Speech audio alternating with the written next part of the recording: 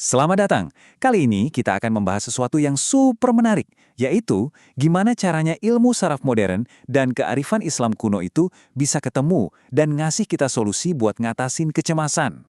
Oke, kita mulai dengan pertanyaan yang mungkin agak nyentil nih. Apakah cemas berlebihan itu haram? Eits, tenang dulu. Ini bukan soal menghakimi ya, tapi kita mau coba lihat kecemasan kronis itu kayak semacam malware di sistem kita. Sebuah bug yang ternyata bisa loh kita perbaiki. Oke, pertama-tama kita perlu paham dulu nih, apa sih masalahnya? Uniknya, kita sebagai manusia, kita ini satu-satunya makhluk yang bisa stres berat mikirin hal yang bahkan belum tentu kejadian. Bener kan? Kita ini jago banget bikin film kiamat versi kita sendiri, langsung di dalam kepala.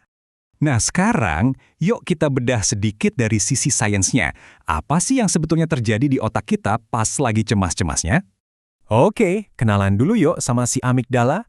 Anggap aja dia ini satpam super paranoid di otak kita. Tugasnya cuma satu, deteksi ancaman. Dia ini bagian otak kita yang paling purba, yang selalu siaga, dan jadi pusat dari semua respons cemas kita. Dan ini nih poin paling pentingnya, si amigdala ini dia nggak bisa bedain mana ancaman beneran, kayak dikejar harimau, sama ancaman modern kayak notif WhatsApp atau email dari bos. Buat dia, semuanya sama aja. Reaksi biologis yang dikeluarin tubuh kita pun sama persis. Proses inilah yang disebut pembajakan amigdala. Jadi kita kayak kejebak dalam looping. Kita berusaha mikir cari solusi, tapi pakai otak yang bagian logikanya lagi dinonaktifkan sama rasa takut. Ya jelas nggak nyambung kan? Terus gimana dong cara matiin alarm palsu ini? Nah, ternyata Islam itu udah punya semacam protokol pemulihan. Dan semuanya dimulai dari praktek yang kita kenal banget, sholat. Sholat itu kalau kita lihat dari kacamata modern bisa dibilang semacam terapi somatik. Apa itu? Itu adalah praktek yang pakai gerakan tubuh buat menenangkan dan mengatur ulang sistem saraf kita yang lagi kacau. Coba deh kita perhatikan, setiap gerakan sholat itu punya manfaat langsung, baik secara fisik maupun psikologis. Pas takbir, kita seolah-olah melempar masalah ke belakang dan bilang, Allah lebih besar. Pas sujud, kita membumi, mengalirkan darah penuh oksigen ke otak logis kita. Intinya, semua gerakan ini didesain untuk narik kita dari pusingnya masa depan, balik lagi ke sini, ke saat ini. Dan kerennya lagi, ini bukan cuma omongan loh, penelitian ilmiah pun membuktikan. Kata Dr. Andrew Newberg, seorang ahli saraf, pas kita lagi sholat atau berdoa dengan khusyuk, bagian otak yang ngurusin ego itu jadi diam. Batasan antara aku dan alam semesta seolah-olah melebur, luar biasa. Jadi, gampangnya gini, sholat itu kayak tombol reset buat sistem saraf kita. Dan tombol ini kita tekan 5 kali sehari.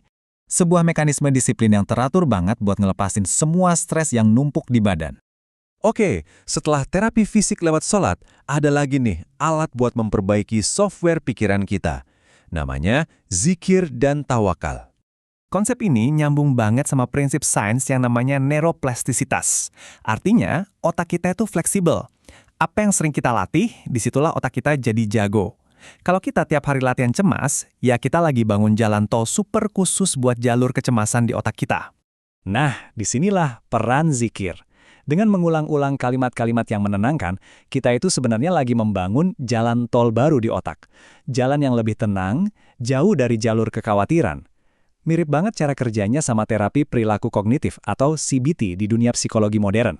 Dari situ, kita sampai ke tawakal. Ini adalah obat penawar buat penyakit modern kita, yang terobsesi sama kontrol. Tapi, tawakal itu bukan pasrah pasif ya. Formulanya jelas, ikhtiar maksimal, abis itu serahin hasilnya total sama yang di atas. Mungkin ada yang mikir, ini kayak stoicisme dong. Mirip, tapi beda banget. Kalau stoicisme itu lebih ke, ya udah lepasin aja karena kita nggak bisa ngontrol. Kesannya dingin dan netral. Tapi tawakal itu beda. Kita menyerahkan hasilnya ke zat yang kita percaya, penuh kasih. Jadi perasaannya itu hangat dan penuh harapan. Pada akhirnya, semua ini membawa kita ke satu pergeseran mindset yang fundamental, yaitu tentang gimana cara kita mendefinisikan rasa aman. Seringnya kita ini pakai matematika manusia. Kita hitung-hitung, wah masalahnya segede gaban, sementara kekuatan saya cuma segini. Hasilnya, udah pasti cemas. Nah, ada alternatifnya. Ganti rumus yang salah tadi dengan sebuah rumus ilahi.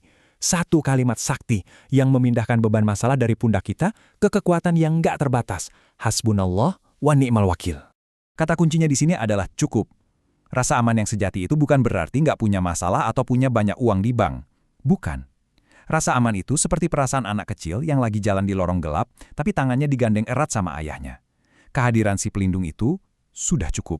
Jadi kesimpulannya, sholat, zikir, dan tawakal itu bukan sekedar ritual kuno. Ini adalah sebuah teknologi canggih buat kesehatan mental dan spiritual kita. Sholat itu terapi fisik buat grounding. Zikir itu alat buat melatih ulang otak kita. Dan tawakal adalah strategi manajemen stres tingkat lanjut. Semuanya klop banget sama pemahaman sains modern tentang otak. Jadi, pertanyaan refleksi buat kita semua. Tugas kita itu kan bukan buat tahu apa yang bakal terjadi besok. Tugas kita adalah percaya pada Dia yang memegang hari esok. Nah, beban apa yang kira-kira bisa Anda lepaskan hari ini? Tujuan akhirnya adalah berhenti mencoba jadi Tuhan atas hidup kita sendiri. Sebuah pekerjaan yang jelas terlalu berat buat kita. Dan biarkan beban itu diangkat olehnya.